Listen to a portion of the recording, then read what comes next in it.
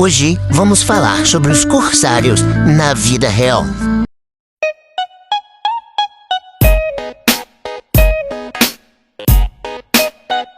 Fala, meus brasas de todo o Brasil, como vai essa força? Sabemos que o mundo de One Piece é muito inspirado no mundo real, e por isso hoje vamos ver a questão dos corsários e por que eles foram criados. Em sua definição, um corsário era alguém que, por missão ou através da carta de curso de um governo, estava autorizado a pilhar navios de outras nações, aproveitando assim o fato das transações comerciais acontecerem por meio do mar. Naquela época, eles podiam saquear e fazer a transferência material das riquezas. Teoricamente, era um pirata legalizado, reconhecido pela lei e pelo seu país. Os corsos eram usados como uma forma fácil e barata de enfraquecer o inimigo. Assim, os corsários estavam apenas sendo usados pelos seus governos para manterem uma certa ordem e eles ainda poderiam lucrar em cima desses piratas. Sempre que um corsário ou um navio de curso fosse capturado, ele deveria ser levado a um tribunal almirantado, onde tentava assegurar de que ele era realmente um corsário. Contudo, era comum que os corsários fossem apressados e executados como piratas pelas nações inimigas. Grande parte das vezes os piratas, quando apanhados pela suposta vítima, tentavam usar uma carta de curral. Por vezes, no seu país de origem, os corsários eram considerados autênticos heróis, como Francis Drake, que graças aos fabulosos tesouros que arrecadou para a Inglaterra, foi se tornado um cavaleiro por Isabel I da Inglaterra. Um discípulo famoso de Sir Francis Drake foi o Sir Thomas Cavendish, esse que aparece inclusive na obra de One Piece. Outro importante corsário e circunnavegador britânico, Cavendish atacou cidades brasileiras como Santos, São Vicente, Ilha Grande e Vitória do Espírito Santo. Já durante as cruzadas, os corsários sarracenos eram chamados pelos cruzados de corsários bárbaros. Estes corsários estavam autorizados pelo seu governo a pilhar as rotas marítimas dos países cristãos. Inicialmente, os corsários malteses lutavam pela religião, mas algum tempo depois, as crescentes recompensas da pirataria atraíram mais. Rapidamente, os corsários malteses se tornaram piratas experientes, sem interesse nos ideais religiosos. Porém, essa é uma resumo da história. Vamos analisar o início e o final dos corsários. O corso, ou a carta do corso, foi um fenômeno difundido no século XVIII.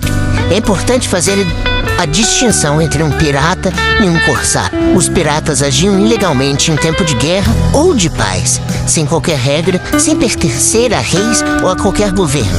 Eles eram rei deles próprios e agiam pelo bem que eles queriam, ao contrário dos corsários, que agiam de acordo com seu soberano e exclusivamente em período de conflito. Seus navios eram armados por particulares, mas com autorização do governo, que lhes concedia cartas de curso ou cartas de marca, fazendo-os compor os quadros da Marinha Nacional.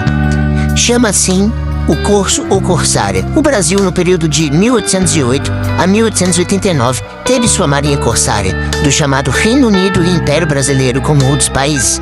Isso fez com que o Brasil, no período, possuísse a segunda maior esquadra depois da Inglaterra, que tinha sua armada, e que também possuía a sua chamada esquadra corsária. A situação estratégica de defesa era tão importante a nível militar, que em 1681, Colbert, famoso ministro de Luís XIV, promulgou medidas para regular a atividade, reforçada após a derrota de 1692 de La Rouge, que muito enfraqueceu a Marinha Real Francesa. Durante esse período, alguns corsários se tornaram muito famosos e benquistos, como por exemplo Francis Drake, já comentado, o Barba Ruiva, o Âmaro Pargo e Peter Van der Does, e alguns outros. O fim do corso. O fortalecimento do Estado moderno, autoritário, centralizador, tornou obsoleta a prática do corso. Com essas novas características dos estados, o ataque ao comércio do inimigo foi perdendo proporções, acabando assim os corsários. Os novos navios a vapor, que exigiam grandes custos de produção e manutenção, fizeram com que a guerra marítima privada tivesse o seu fim. Após a Guerra da Crimeia, foi celebrado o Tratado de Paris em 1856, em que as grandes potências ali reunidas concordaram em acabar definitivamente com a prática do corso. Assim, como muitas vezes era o corso que levava a pirataria, essa também teve tendência a diminuir. Os piratas não desapareceram por completo, mas com o desenvolvimento das comunicações e sistemas de vigilância, essa atividade ficou bastante enfraquecida e perseguida. Hoje, O vídeo é um pouquinho mais curto, só para trazer um pouco mais dessa prática e fazer um paralelo com o mundo de One Piece, em que podemos ver que, assim como em One Piece, os corsários foram usados por seus governos até o momento de que não lhes serviam mais.